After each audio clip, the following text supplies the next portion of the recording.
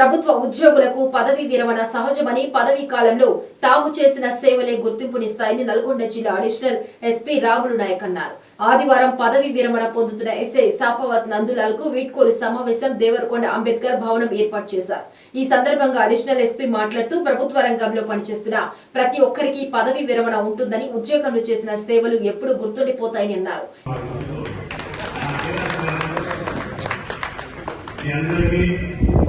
అదేవిధంగా ఈరోజు అనేక సంవత్సరాలుగా